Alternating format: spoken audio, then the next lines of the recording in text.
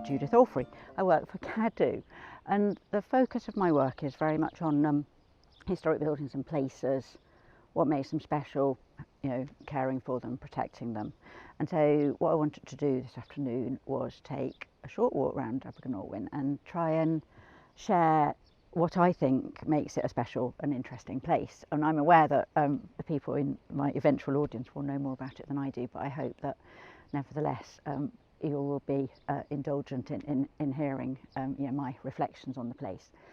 So I wanted as well then to start with just a bit of background, and in fact actually I wanted to start with a quotation which comes from the Aberystwyth Observer newspaper in November 1880.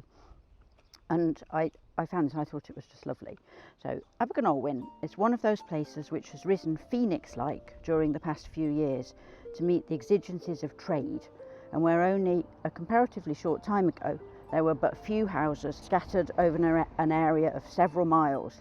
There is now a flourishing village inhabited by an industrious and contented people who toil daily in the quarries nearby, and thus pass a happy and uneventful life among some of the most rugged scenery that Wales possesses. So never mind the fact that only 2 years ago the local newspapers had been full of what a kind of unruly place Abergynolwyn was, with where apparently marauding mobs were sort of roaming the land, and there was like kind of mob rule, and never mind the fact that working in the quarries was was a dangerous occupation. Newspapers are also full of horrible accidents, and also never mind the fact that working in the quarries was a very uncertain occupation too. That they were subject to economic fluctuations, and I don't think that it would have been a happy and contented life particularly.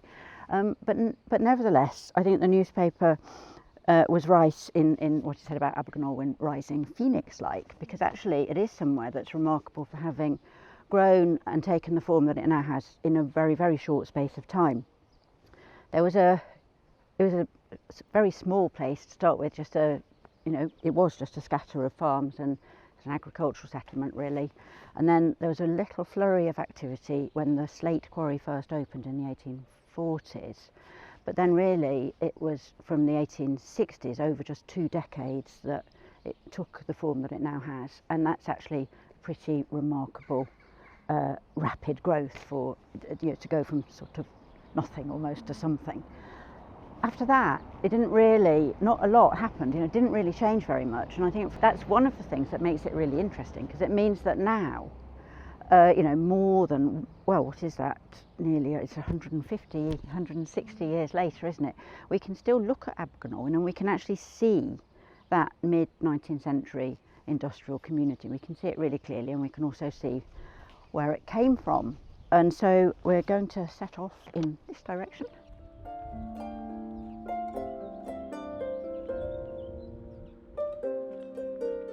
I think this is really represents where Abergynolwyn started from, really, as a settlement. So we're in Pandy Square, or on the edge of Pandy Square, and there was a farm called Pandy in the early 19th century, which we think don't know how long it had been there, but probably since at least the 18th century. And there were various farm buildings associated with that in this general area, and I think that the white building there with the little nesting holes in the gable end is one of those farm buildings. The others have been rebuilt and changed over time, but and one of the reasons why they've changed is because in the later 19th century there was actually a slate dressing mill here, which apparently made slates for use in schools. So it's actually a really nice location to understand something of how an agricultural economy changed into an industrial one, but the one never completely wiped out the evidence of the other. So you can still, I think, standing here, you can still get a sense of it being an arrangement of farm buildings and this old farm. So in looking at the buildings, one of the ways in which we can actually distinguish the earlier ones from the later is actually the way that they're built and what they're built of. And the pre-1860 buildings are built with fieldstone not quarried stone, just with boulders, and they also tend to be to have been lime washed. So we can see in the one with the beautiful wisteria, we can actually see the raw material, which is the stones, the quite rough field stones. Then you can actually see what that probably should look like with the white lime wash over it, and that was just the traditional way of finishing a building, and really until the second half of the 19th century. And then in front of me now we can actually see the post-1860s building material, which is this sawn and cut slate. And actually what's really lovely here is that someone has taken a great deal of trouble to actually cut this slate wall over some boulders, which presumably were just too big to move out of the way. So they've gone to a lot of trouble. But in that little wall you can actually see the distinction between the types of building material that were available for use locally. So these are the main buildings of Pandy Square, as you know. We know that these were already here by about 1860, and my best guess is that they were probably built as part of that first phase of the development of the quarry in the 1840s. And the reason I think that is that they look very traditional, because they are built in this traditional way of using field stone, and then with a very thick coat of what would originally at least have been lime wash. So that's quite a traditional way of doing things, but it's a non-traditional block of buildings, because if you imagine a small agricultural community, there would be no call to have a terrace of houses, and you can see from this it was built as a terrace. It was designed and conceived as a row of several houses, and actually in a rural context that's pretty unusual. So that already suggests that there's a kind of economic organisation behind these buildings, which tends to make you think, it's something to do with industry. So here, in this case, obviously the slate. It's actually an L-shaped block, which is not actually that easy to build in a way, because you've got to kind of manage the roof to go around the corner. And what they've done here is they've sort of hipped this top gable end. So again, that's actually, this is actually quite a sophisticated piece of building design. It looks quite simple, and they're small, they're small houses, but it represents quite a bit of investment in the building process, and it's obviously been very, very well organised, because it's all designed and built as one. There are no apparent joins between the individual buildings. I should just say as well that you can see the nature of the original building material really clearly in the chimneys, and that would be normal practice really would be to lime wash the walls, because the lime wash it's a weather coat. It protects the building and stops the ingress of damp, because you didn't really need to do that on the chimneys, so they would have been left as raw stone. Okay. So although it's changed quite a lot, the Railway Inn actually is yet another reminder of that, the agricultural origins of the settlement here, because we know that this was actually a farm. We know it was a farm because it's marked as such on the map, but the other reason why we know it's a farm is because it's actually got farm buildings. So the range there obviously is the barn, and possibly other animal accommodation associated with this farm. The original farmhouse became a pub, I think probably in the 1840s. I think it was called the Red Lion, or some sort of lion, and then it obviously got renamed the Railway Inn after the Taliesin Railway arrived here in the 1860s, and it's changed a lot. It's been extended at some point, and then obviously more recently the windows have all been changed. So it's harder to detect the early origins of this building, but one of the clues to its traditional origins is that it's actually got a slightly asymmetrical facade. So if you imagine the original building spanning between the big chimney there and that one there, you'll see that the space, it looks as if the door's in the middle, but you'll see that the space to either side of the door is not actually the same. So what that tells us is that one of these spaces was actually the principal room with the bigger fireplace, and the other one was a lesser room. And traditional building almost always reflects on the outside the way that the space is used on the inside.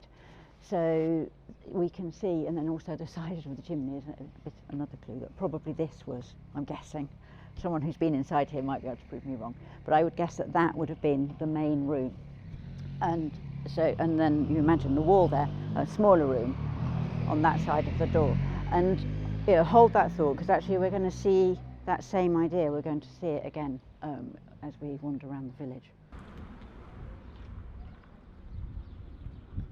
Right. So these two buildings here are more examples of well, either the pre-industrial settlement or more probably the very first phases of its growth as an industrial village. But these two are very definitely traditional in character, and the one on the right in particular, again you can see the field stone, very rough field stone, sort of rounded, and you can, and I think it's originally that would have been lime washed. I'm sure it's just Sandtex or something now, but it gives the same visual effect anyway. And you can also see again here the arrangement that I was talking about before, where it's actually not quite symmetrical. So there's a bigger, or one of the rooms is bigger than the other, and that's expressed outside. The building on the left, I don't really know what has happened to this, and if anyone does, it would be nice to hear. So you can see it looks as if it was built as two, because the lower courses of stone that's continuous, but then above the first foot or so, it's all cut slate. So that's much later, quite a bit later anyway. So whether this building wasn't finished and then it got finished in the 1860s, or whether it collapsed or was rebuilt in some way, but it's actually quite a mix of materials, and it's got quite a complicated history, and it would be lovely to know a bit more about that. While we're standing here, we might as well just say a word about the Wesleyan Chapel there. So that building, the building that we're looking at, was built in 1870. I think it actually says on the date stone itself, I think it says 1835. So that's not an 1835 building, because you can see from the use of building materials and what have you that it is a building of 1870. But there must have been a chapel here before that, and what they've done is they've commemorated their own history in the date stone. And in fact the building beyond it is, again, that's made of the field stone, so I think that might be something that was associated with an earlier building on the site. So in a way, that building sort of encapsulates the shift from an agricultural community to an industrial one, and the rebuilding of the building, presumably on a much bigger scale, actually it tells us something about the way that the place was growing. While we're here, we might as well also just notice this pair of buildings here. These are also pre-1860, and they are actually also, they've had, I would think, quite a checkered building history, because again it's a mixture of the rough fieldstone and cut slate.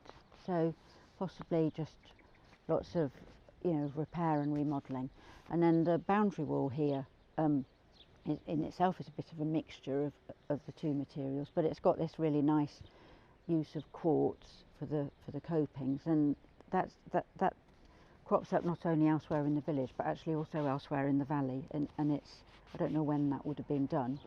It's possibly not very old, but it's very, very distinctive and characterful, and definitely one of the things that gives a kind of sense of place. It's lovely.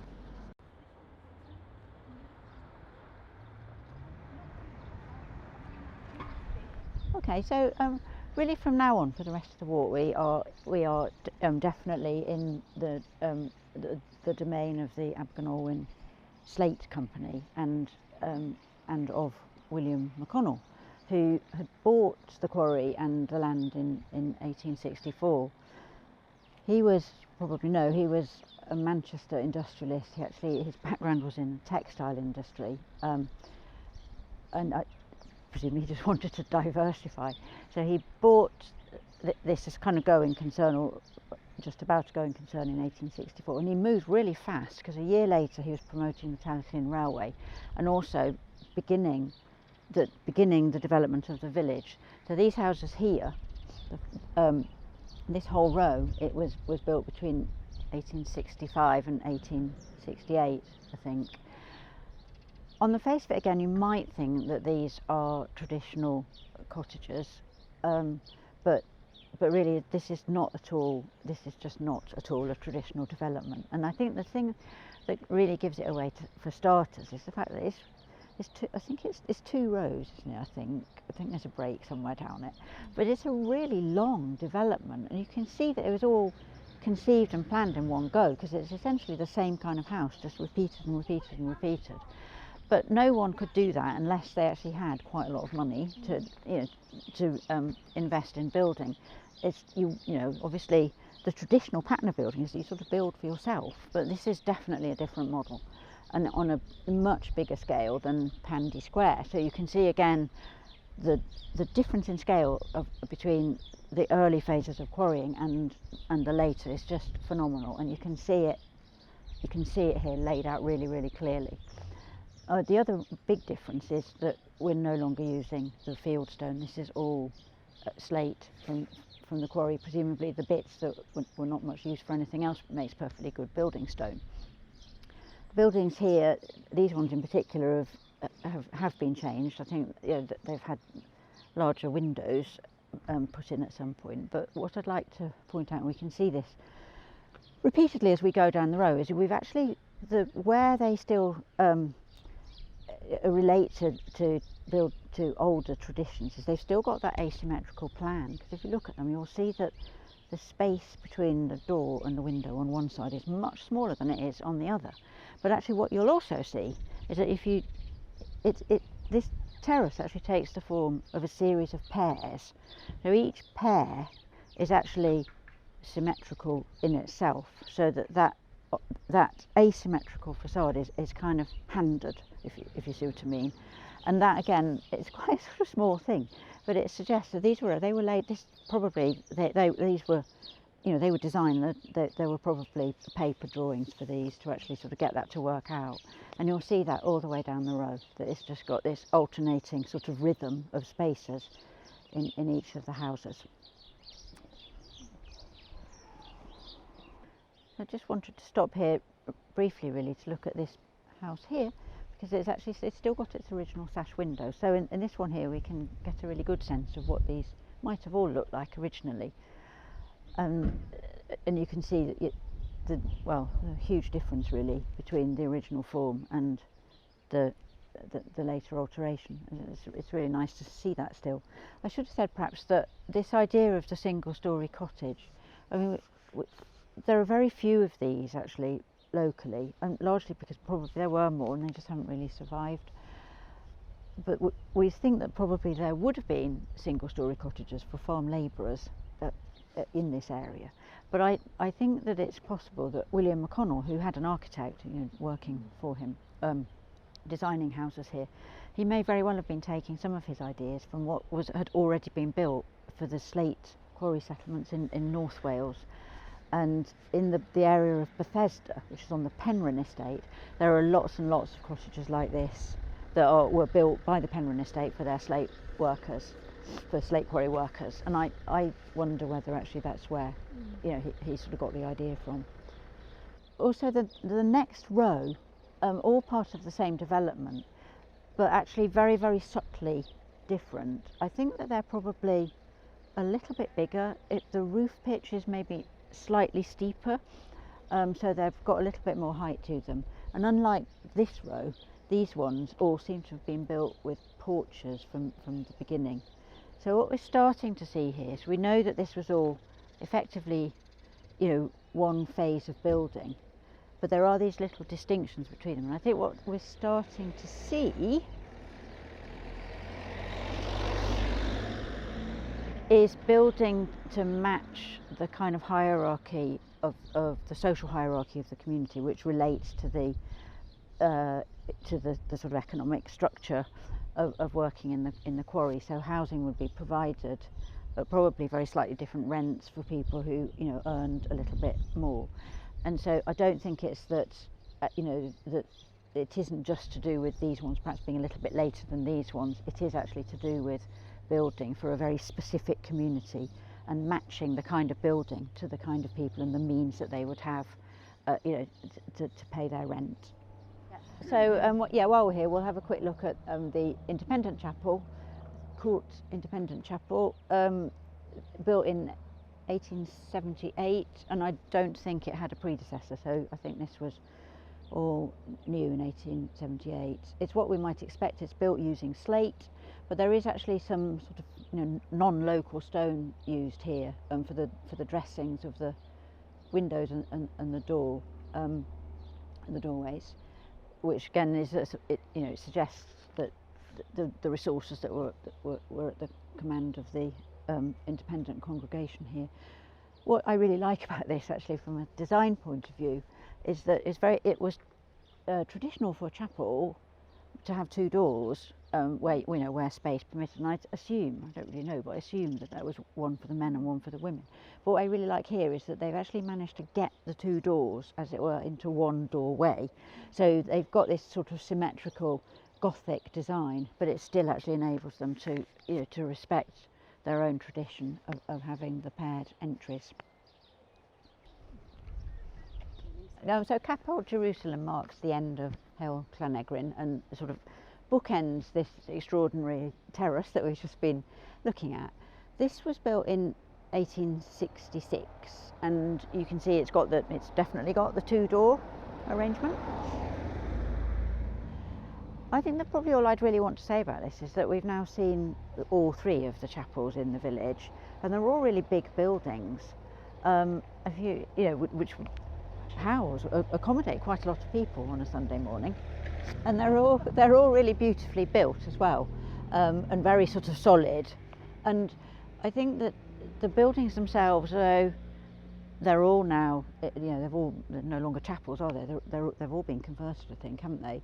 But they still stand as testimony to the power and strength of the nonconformist tradition in rural Wales, actually, but particularly in industrial Wales in the 19th century. And it's just, I think, a really important reminder of another aspect of life in a community like this, where people actually, they probably really cared about theology. They knew which denomination that was theirs, and so we got three representing three different denominations, and that suggests a very sort of lively nonconformist culture. And it's good that despite the conversion, the buildings, you can still read them for what they were. They're still very obviously the chapels, and it's also good that they've still got things like their massive gateposts and the cast iron railings. Okay, just pausing here to point out the remnants of the slate pillar fence here, and then if you look through there you can see the return of it. There's obviously quite a lot of that sort of thing around here. The fields just outside the village are made of it, but it's lovely to see a little bit of it actually in the village. And then also, while we're here, just to draw attention to the backs of the terrace that we've just been looking at. They've obviously got the very long front gardens, but just yards at the back, but all still got their very distinctive little outbuildings, which again, there's lovely character on this back lane because of those. No, can't see anymore, but that is, I think, particularly interesting about Abergynolwyn is that the railway actually came into the village, and there was a branch of it that came down this back lane, and I presume originally it probably brought the building supplies to enable the buildings to be built, but it survived and was actually then used to take away what was euphemistically called the night soil from these back buildings, which would have housed presumably coal sheds, but also, and more significantly in this instance, the outside toilets. And I don't know of anywhere else in Wales that actually had a railway to provide that kind of basic service. So it does actually rather suggest that William McConnell was actually quite interested in the welfare of his tenants, and actually sort of designed that in to for the sort of hygiene and cleanliness of the village. It's really interesting, and as I say, as far as I know, it probably is unique.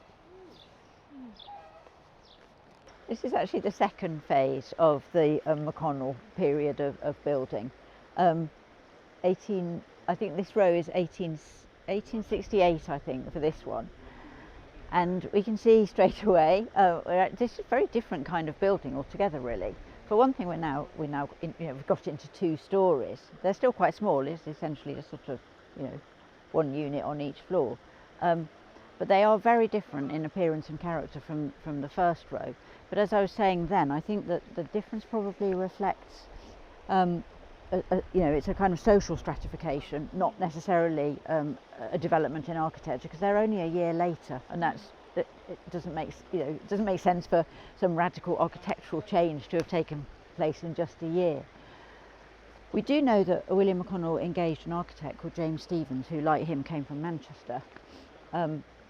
And although this, in some ways, it's quite a, it is in its own way, it's quite a traditional terrace, fairly straightforward. But it does have some features where you can see that probably has been an architect at work. And the most distinctive feature is actually the way that the roof and the eaves actually overhang. That's not a traditional way of going on, or at least not to have it in quite so exaggerated. And it does give these buildings very particular character. You can see it even more extreme on the next row, which is again part of the same development. And from here, you actually get a really great view, right under the eaves of that very, very generous overhang. Useful to have an overhang of some sort because it throws the water off the walls, and as we all know, it rains a lot here. But you do not need to have such an exaggerated one. So that's actually a kind of architectural conceit to give the buildings a particular aesthetic character.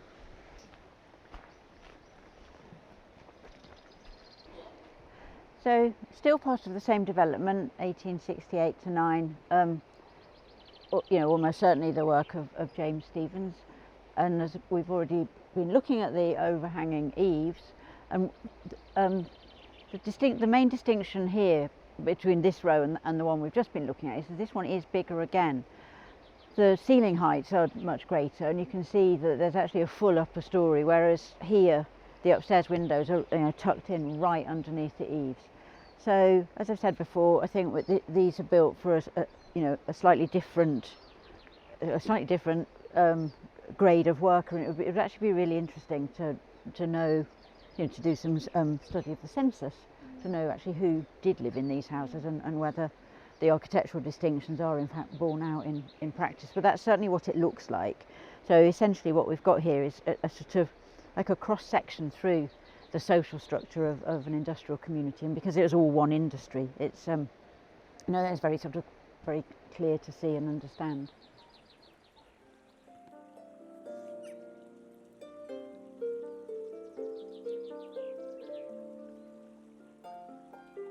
So the other thing that marks this row out is that it's got more architectural embellishment. So the first thing to notice is it's got these pilaster strips, which are the vertical projecting strips that articulate the facade. So what they're doing is dividing the row into pairs, each one divided by these pilaster strips, and it actually comes from a kind of classical tradition of building. So it's quite suave, really, to have that. And then the other thing that they've got is they've got this sill band, which is not actually quite continuous. So I suspect it probably was once, and it ran all the way along as a continuous strip below the first floor windows. So you can see it quite clearly here. So what's going on here is that the facade has been divided vertically by the pilasters and then horizontally by this sill band. And there's no need for any of that. It is pure decoration, but it actually does give this terrace quite a strong character. It's quite a sort of subtle distinction, but a really nice one. And then also here again, just a really lovely example of surviving boundary wall, which we tend to call this cock and hen, this kind of coping where you get a tall one and like a kind of castellated effect. But it's really nice, and also just noticing the lovely slate steps as well, obviously the product of the quarry.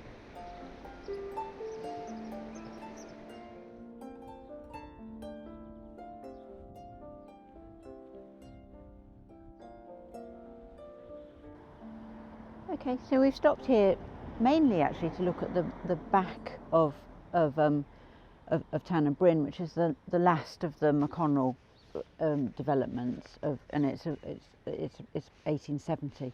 But before we do that, I also just couldn't resist having a look at this wall here, because you can see here we've got the field stones, we've got the split slate, and then we've got the kind of cock and hen arrangement, but instead of actually having it in the castellated effect, they've actually filled in the spaces with quartz, and I think it's a very minor detail in a way, but it's really distinctive and characterful, and it's just a lovely thing. So the back of Tana Brynn is also really distinctive, because we've got this very extraordinary arrangement of the projecting wings to the houses. And although this is all happening on a very, very small scale, there aren't all that many houses here, and you know, you can't not be aware of the very rural context in which all this is happening. But that street is actually, it's very kind of urban, and that type of house that's a very, very urban house design. So they're designed, they're double depth, they're quite tall, and they've got these rear wings. And if you look at, I don't know, housing in any city or major town, 19th century housing has that design, and I dare say that the architect actually took that design from what was going on in Manchester, and it's just a very extraordinary and remarkable thing to find this very, very urban house type in such a rural context. And it's a reminder really of the relationship between an urban and an industrial and an urban culture. But also I think that the whole place here is a reminder that industry and an urban culture never entirely replace the rural, and that they're mixed here in a really interesting way. So the back lane for Tana Brynn, the railway also went along here to collect the night soil, and as I say, probably to deliver coal, and maybe originally to deliver the building materials. Everything that could be made out of slate was made out of slate here, and I think, and you know, I might be proved wrong, but I think that the post there by the gate is actually for a washing line, and there are one or two of them dotted around the village, aren't there? And again, maybe other slate quarry communities have those, but I haven't seen them anywhere else. And again, it's quite a minor feature, but a very characterful one, and one that somehow takes us really close to the people, you know, who lived here. I just think it's a really lovely detail. And then one more thing here is just this this relationship of the two building materials. This much too big to be used for building and too big to be taken away, and so they've just built this shed around it, and again, that's a very quirky but really charming detail.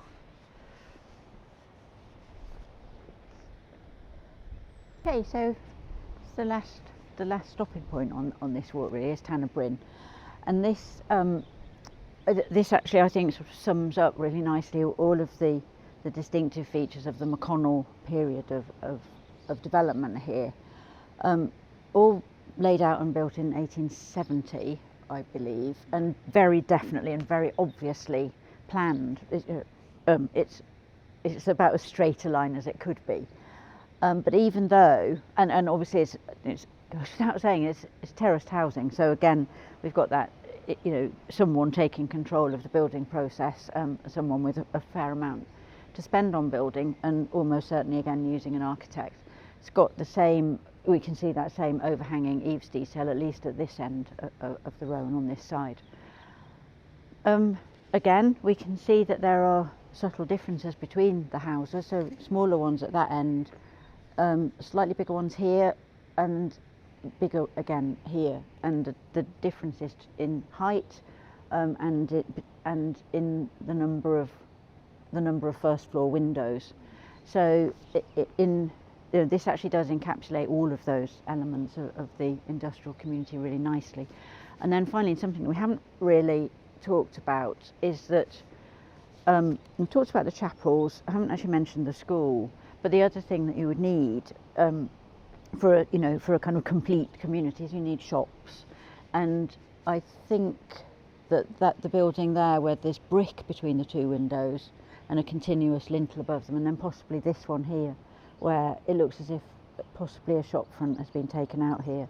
I think these might both have been shops. I'm guessing. I'm just reading what the building is telling me, and I know that there are other buildings around the village that were once shops.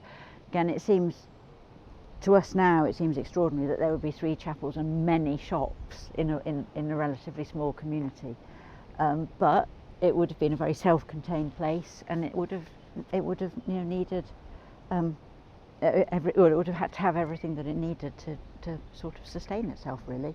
I think these are actually the only buildings in the village that are listed, and this is a very, very special. It is a very special row. They're really beautiful. They're really beautifully designed, and they just capture that essence of the history of the place, as it took shape as a sort of fully fledged industrial community in the mid to late 19th century. And I hope that I've drawn your attention to things that perhaps you haven't necessarily noticed. But really, what I wanted to do is just try and share what I think is really interesting and special about this place. So thank you for giving me the opportunity to do it. Thank you.